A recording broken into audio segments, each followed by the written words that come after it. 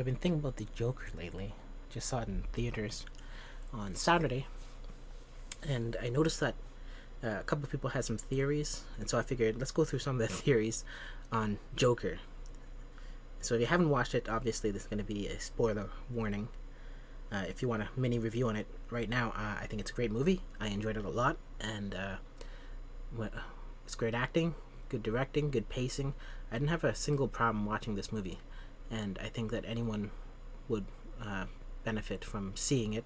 And hopefully, you don't get disturbed, or as some people apparently walked out. But I don't believe that a lot of people actually walked out. If you walked out in this movie, it must be that some of the messages are hitting you hard, and it's more kind of a matter of the visualization of these messages rather than the actual message. For example, if you have a problem with the disenfranchised going after the elite, personally, I don't have a problem with elite people. I don't have any negative thoughts towards them. But if you saw this movie and how some people think towards them, and you took issue with that because they were fighting back, that may be you have an elitist attitude and you're worried about the attitudes of small people rising up against.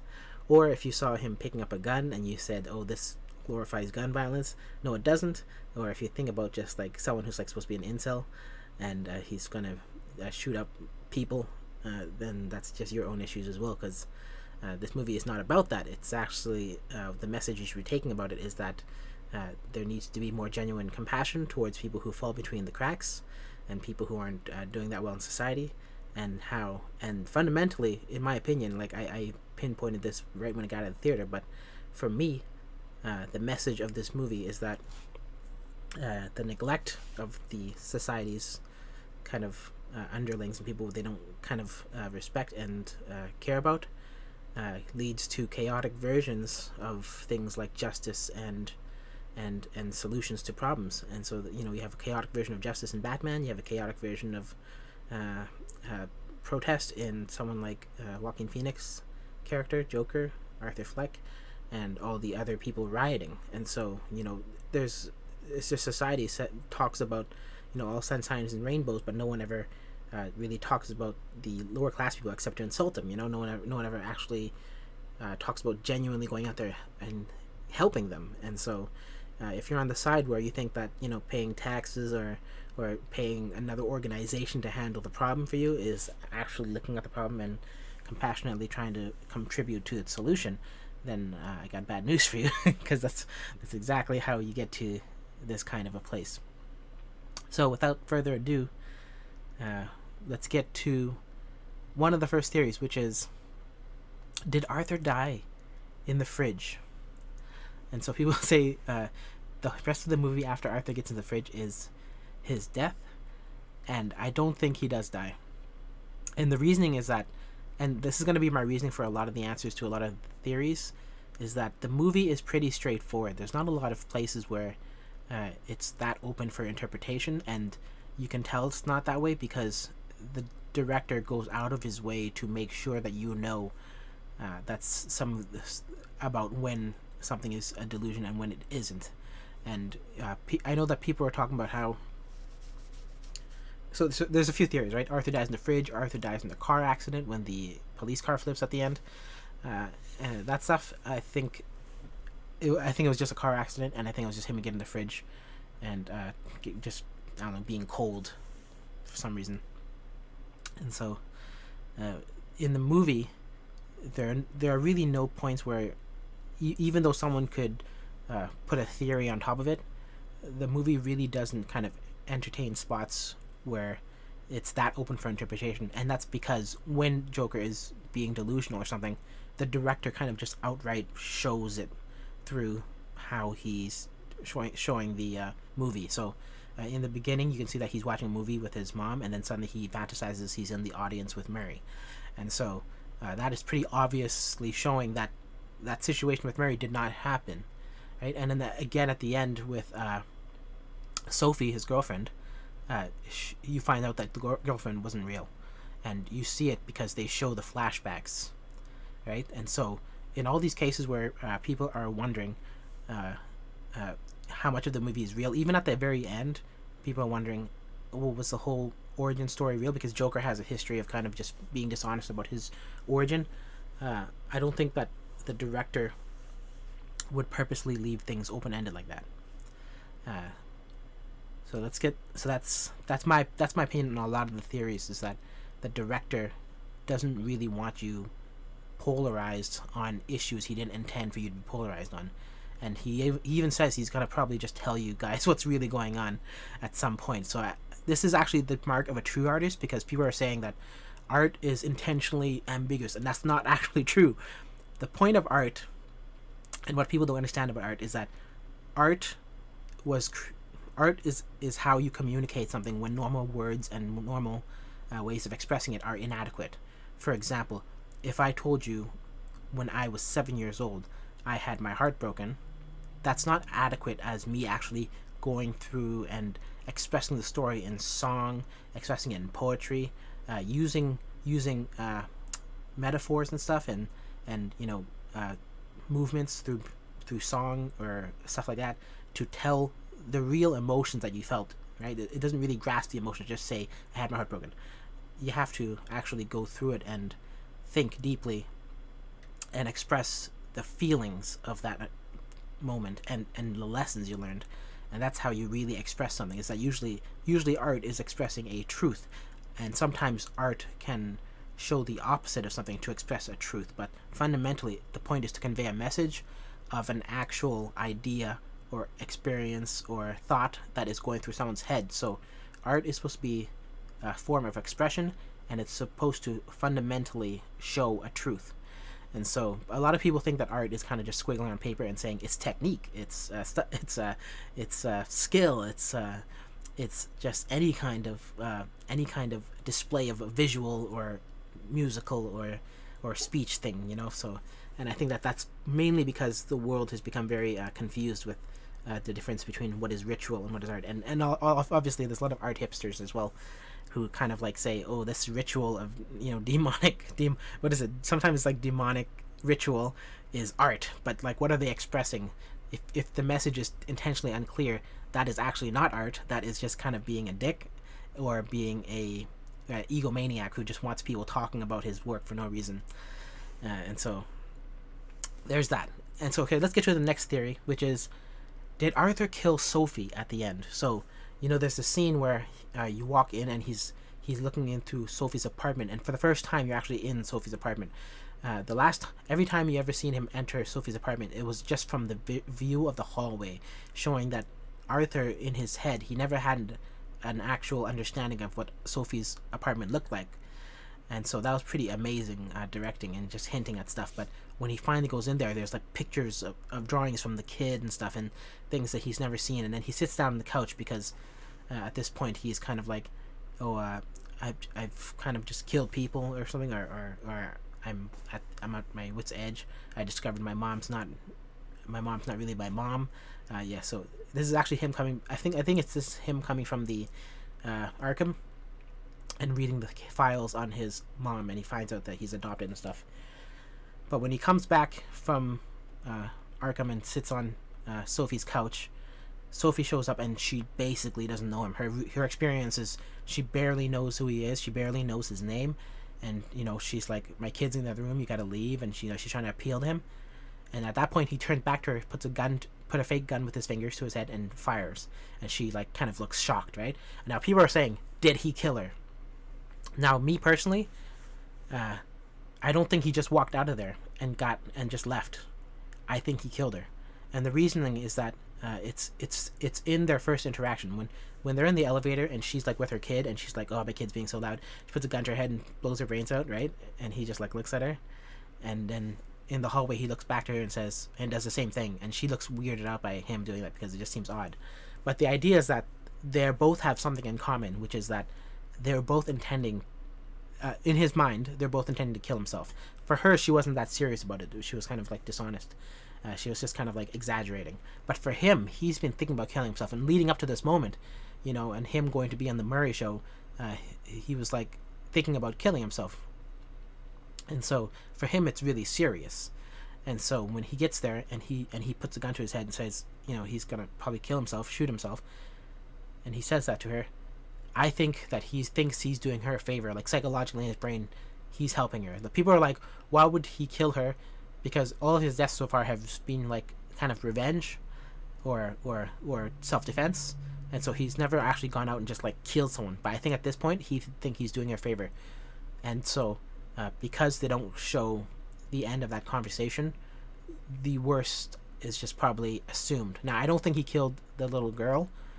Now, there's an argument for why he might kill the little girl, but I don't think he would, because from his standpoint, he's like the kid who was abused by his mother's boyfriends, because his mother was a narcissist and she was kind of neglecting him. Narcissists are weird. I've been researching a lot about narcissism lately, narcissistic personality disorder, and it's not like Narcissus, the story where the guy just looks at his reflection all day. Narcissists, they actually do not really like empathize with people. They kind of like fake empathize. They have their own emotions on the surface, and so I've been researching into this lately, mainly because my ex was a narcissist, and I've discovered that, and I got kind of scared and left. But what you find out is that narcissists, they don't think about others, and they kind of neglect things that they're supposed to be taking care of. Their children, their pets. It's kind of all the same to them. They're mostly just concerned with their own well-being, and so you can see that Penny Fleck, his mother, left her to be abused by his boyfriend, where he got brain damage. He got tied to a radiator, and apparently this is a real thing that happens. People just for some reason tie kids to radiators, and I guess it's a form of punishment because like it's hot, I guess.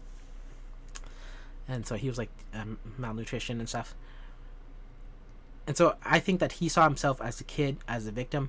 To some degree, he may not punish the kid for that, but at the same time, there's a scene when he first kills the Wall Street guys, and he comes home, and then he goes and in his mind he has sex with Sophie right after that.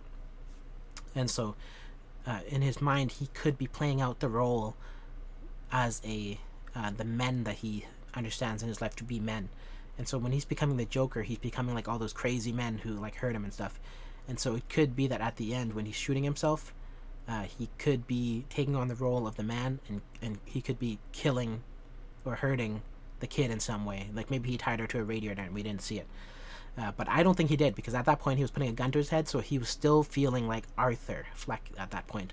So that's why I don't think he killed the kid, and also I think that he would empathize with the kid. Is Joker a narcissist too? Would he actually empathize? I think he would. I think he's a victim of narcissism. I don't know if he may personally be a narcissist, and to some degree everyone is a little bit narcissist, but for him, I think that he was too much on the victim end of it, that he was put into that role. Narcissists usually attract someone who is more kind of needy, and so whereas a narcissist may be more avoidant. And so he's been in that role for a long time, probably because of his mom, where he's kind of needy, and you can see that he wants to be famous, he wants to be well liked, and he's not like he doesn't. If someone would fill the roles that he needs in his life, like a father figure and stuff like that, he would be happier. And so if he just wants positive attention because he needs it in his life. And so for him, that's like what he needs. And I think that he's not a narcissist in the sense that his parents or anyone else was. Okay, so that's why I think Arther killed Sophie. And the next section is Arther Fleck actually Thomas Wayne's son? Apparently, Thomas Wayne might have had an affair with Penny Fleck. People were talking about the existence of a photo that he crumpled up, and they're saying that and apparently it says you have a nice smile, and it says signed TW. So there may have actually been an affair, but in those papers from Arkham, it clearly says that Penny went in and out of Arkham 3 times, and that there was an adoption at an orphanage for the kid. And so, to me, while it is possible that Penny had an affair with Thomas Wayne, and maybe she was trying to manipulate him because she was like a narcissist. Narcissists, they're not really that honest all the time, or at least they're delusional to when they're lying. They think that she was trying to maybe manipulate Thomas Wayne into helping, but Thomas Wayne would know that it wasn't his son. He was actually aware that she adopted it, that she worked for the company, and that when she was working for the company, they saw the kid was there and stuff. So I think that I don't think Arthur Fleck is actually Thomas Wayne's son. It's an interesting idea, and the whole idea of him being aware that he's Bruce Wayne's brother, and that he's just kind of being a crime fighter and teasing his own brother. That would be him inflicting narcissistic abuse on his brother. So I don't think that he is actually Thomas Wayne's son. That's my opinion. This is the point where people say, oh, it's really open-ended, you can interpret it, but I don't think the director does open-ended. In fact, he's probably going to tell us the truth about everything once things have settled down a bit, and I believe I saw an article where he actually admitted that. And so the final thing is the whole movie fake? Is the whole thing in his head? When you get to the end, he's kind of imagining, laughing about things, and then he's with a new psychiatrist, a new lady at Arkham, and she's asking, what's so funny, and then he visualizes Bruce Wayne and his parents being killed, and it's kind of zooming out at the alley, which is really weird because he wasn't there.